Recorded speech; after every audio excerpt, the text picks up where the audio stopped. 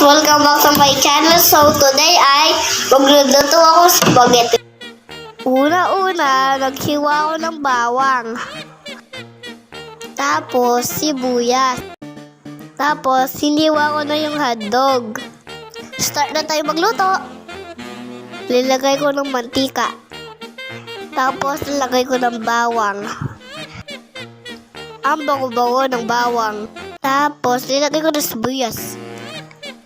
Tapos ang corned beef at mushroom. Tapos ilalagay ko ng hotdog. Halo-halo lang. Tapos lagay ko ng spaghetti sauce. Tapos lalagyan ko ng salt and pepper. Nag-enjoy ako, nagluluto ako. Titikman na natin. Sarap. Tapos yung pasta naman.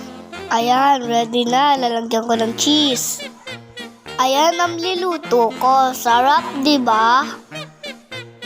Kainan na.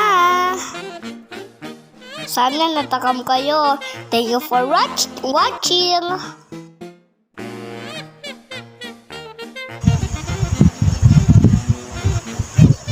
Sarap ng luto ko.